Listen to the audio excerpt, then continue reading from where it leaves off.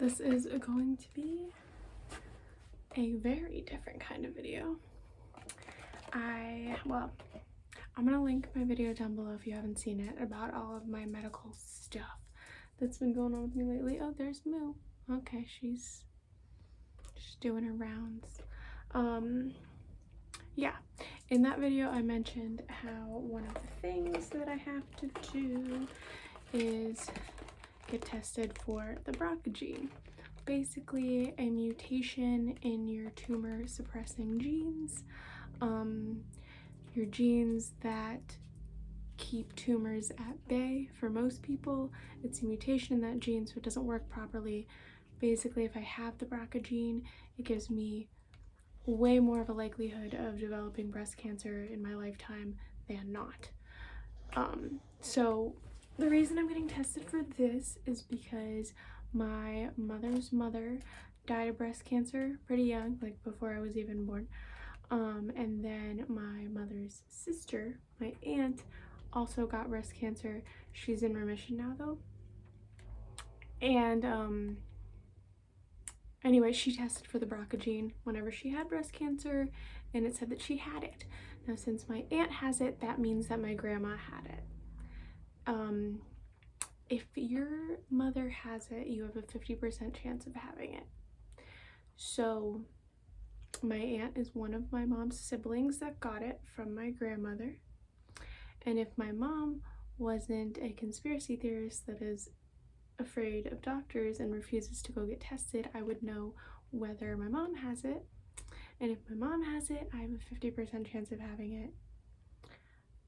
But since my mom won't get tested, she has a 50% chance of having it. We're not sure. And as everything stands right now, knowing what we know, I have a 25% chance of having it. If that makes sense. Also, my dad's identical twin had colon cancer. He's in remission now. And I have skin cancer right now as we speak. Trying to take care of that. So it's fun. It's fun. I'm also really prone to breast tumors, which is another reason I wanted to get this test. They're also testing for, sorry I'm saying so much. They're also testing for a bunch of other gene mutations that can cause other types of cancer while they're at it, because it costs the same to my insurance and everything. So I was like, why not? Also, they told me that there is a law that my insurance company isn't allowed to use this information against me, but it is, life insurance companies are more, I mean, they're allowed to use it against me, but I don't have any dependents, so, yeah. Anyway,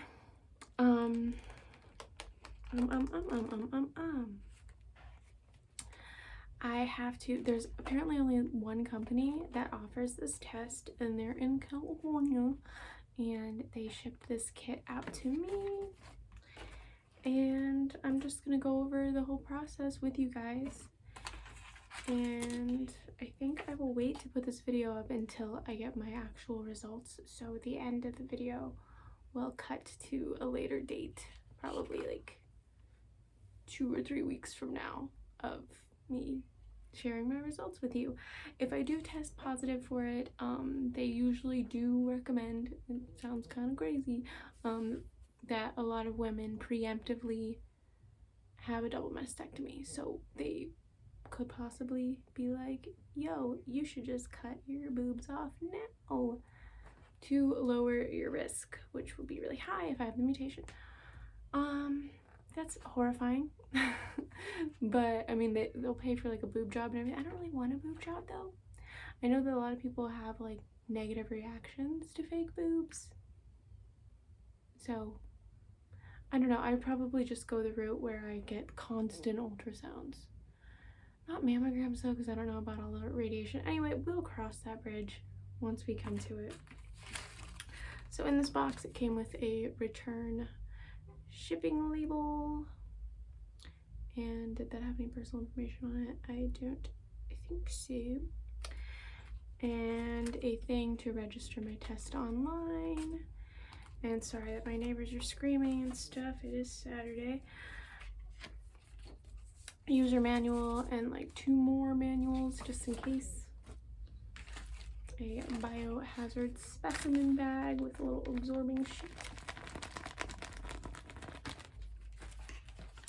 and the special medical FedEx envelope that I have to mail everything in. So let's go over the instructions. It says, kit intended use for the collection of human DNA from a saliva sample. Please read the blah blah blah. Don't use it past the expiration date. Blah blah blah blah blah blah. Collect the samples. Label the tube. Package. Send it out. And back in the box and all that jazz. It's very noisy outside right now. Squeaky, squeaky. Amazon Prime van.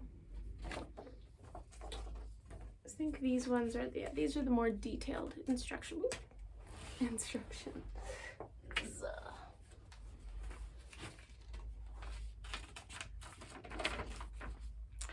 Also, I will have you guys know that spit, I am not a fan of spit or spitting.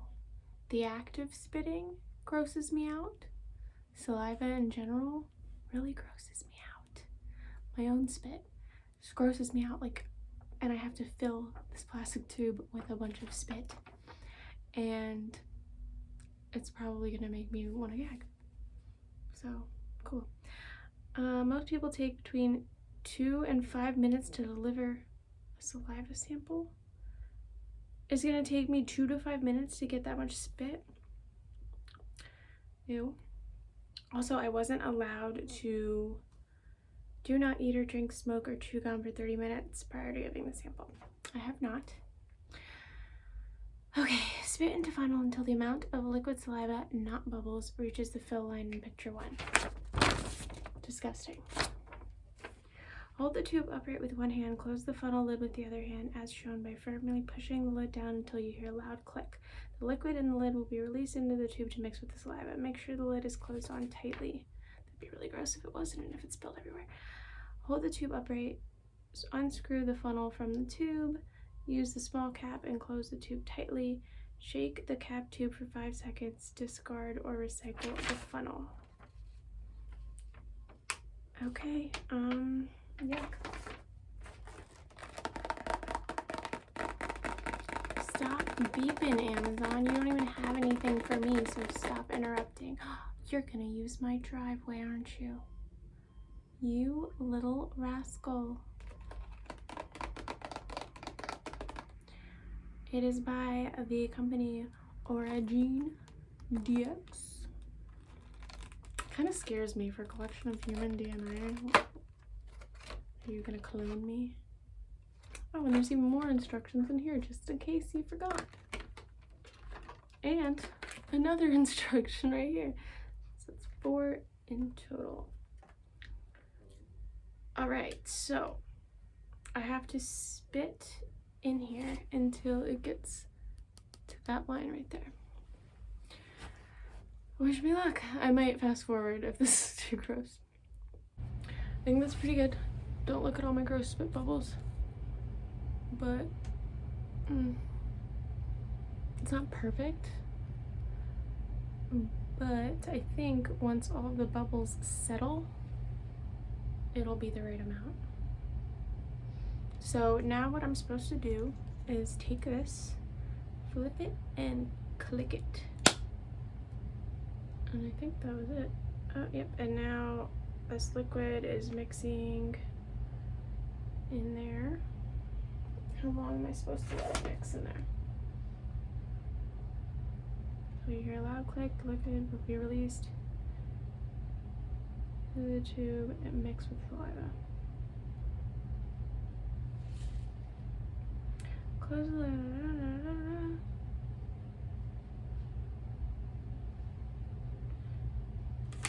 Okay, it doesn't say how long you're supposed to let it do that, so I guess it's good. And then I'm supposed to unscrew the top and then put this little cap on it that they provided. Ew, yuck. Oh my gosh. Sorry. Ugh, okay. Which way's this way?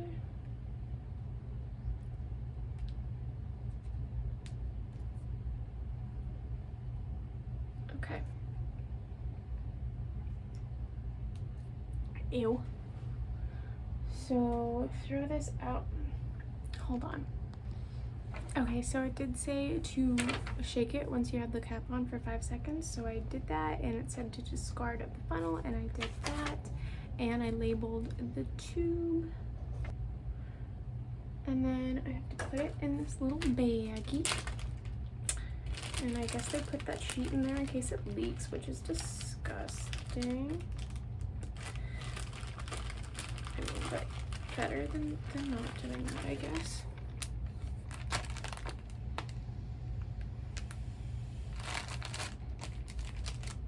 My hair looks a mess.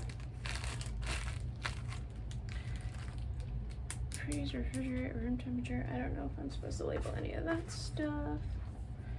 Place it in a biohazard bag with your absorbent sheet. Place a sealed bag inside the cardboard box. And the test requisition form.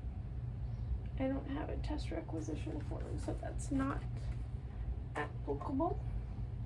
Because it says if applicable in the cardboard box.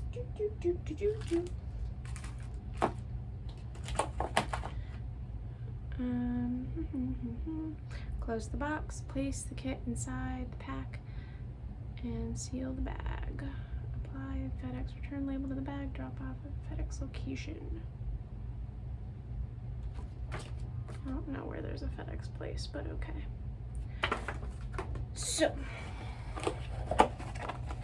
boxing this up,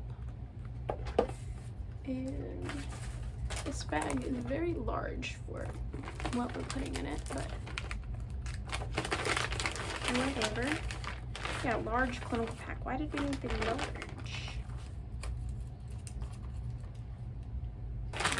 Stick that on there. And then I guess we're good to go. I just need to find a FedEx place, register that thing online, and wait to know my fate. Anyway, that was that. I hope it was thorough and not too disturbing. My question of the day is, what random thing grosses you out? For me, it's spit, obviously. Let me know. And thank you guys so much for watching. I hope you enjoyed, and I hope you have a wonderful, wonderful weekend. Oh, wait. You guys are here to see my results too. But I'll just say bye again after that. On to the results. Hey, do you like my hat? So, it's been a few weeks since I took the spitting in a tube video that you guys saw. I got a call from my doctor's office. The way that the website works with the genetic testing is that they won't tell you your results until your doctor decides to go over them and then tell you first, I guess. So I got a call from my doctor's office, and the nurse was like, so your results are in, I need you to come in and talk about it. And I was like, can't you guys just tell me over the phone? Because as it stood, I had about a 25% chance of having the Brca gene. Also, I confirmed with my aunt that we do have Brca1, not Brca2, on my mom's side of the family. And they're like, nope, you need to come in. And I was like, so it's bad? She's like, yeah, it's bad. So I had like 2 days between that phone call and the appointment, and I was freaking out. I'm like, great, I have an 80% chance of getting breast cancer in my life, and I'm gonna have to start the mammograms and the MRIs really regularly right away. They're gonna urge me to get a prophylactic double mastectomy, and then maybe hormone therapy or some sort of like ovary removal situation in the near future. I get to the appointment, and the doctor comes in after I was waiting for like an hour in that room, freaking out, and then I could the walls are thin. I could hear her telling a lady in the next room over that she had breast cancer, and I was like, this is all very reassuring. Anyway, she comes in and she's like, so you did test positive for a mutation. I was like, okay, cool, Brca1. And she's like, no, something completely different. You have something called CHEK2. Look, there's Moo. So I have something called CHEK2, and it's also a pretty well-known cancer-causing gene, except instead of your risk of developing breast cancer over your lifetime being up to 80-85% with Brca, it is now up to 44% with CHEK2. So in that moment, I know it's not like good, it's still not great, but I was super relieved because I was like, how could I possibly have something else? Like, obviously if I'm positive, I'm gonna be positive for what runs my family. Nope, I have something else. And it's still scary, I guess, but it's half as scary as what I was sure that I had. So basically my breast surgeon didn't know what the hell she was talking about. She was like, okay, well, you still have to, she's like, since you have a family history of breast cancer, your family was probably wrong. They probably don't have Brca1. They probably have CHEK2, and they just gave you the wrong information because what are the odds? And she said, your risk is probably not 44%. It's probably closer to 80 because of your family history. I talked to the geneticist, and the geneticist was like, that's not true. It's up to 44%. Also, I asked my aunt to send me a copy of her results. She didn't have them. My uncle had them though, and it is Brca1. She doesn't have CHEK2. So the geneticist specialist lady was like, you don't have to start mammograms right away.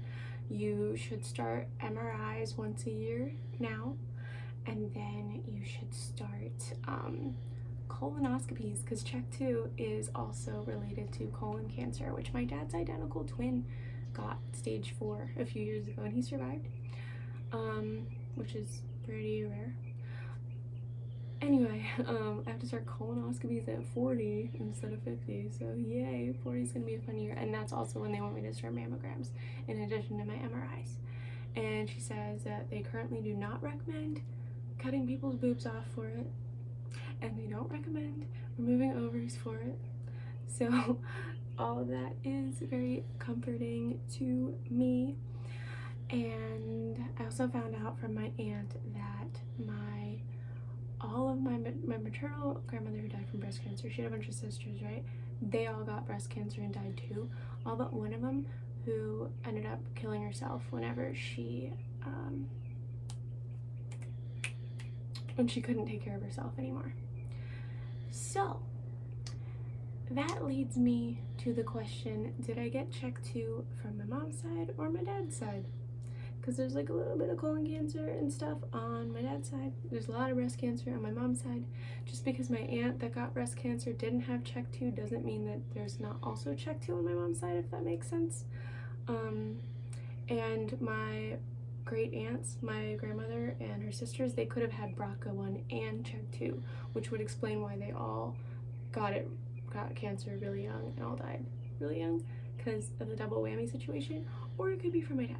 But nobody else has gotten tested, so I have no way of knowing until somebody gets tested. But yep, that's my story. I don't know what other information I can give you. I was relieved, but it's still not great, and I should start going to the gym and eating better and doing all these cancer preventative things, because I am at a higher risk than most people. But anyway, more research needs to be done on my mutation, and it might link to a higher risk of skin cancer too, which would make sense why I had that basal cell carcinoma at a young age in a weird spot a couple months ago. But that's pretty much it for now. I know I'm probably forgetting stuff, but if you guys are curious, if you have any questions, if you've been going through anything similar, just leave them down below. And thank you guys so much for watching. Hey, long time no cat interruption. This is my current list of wonderful, wonderful Patreon subscribers.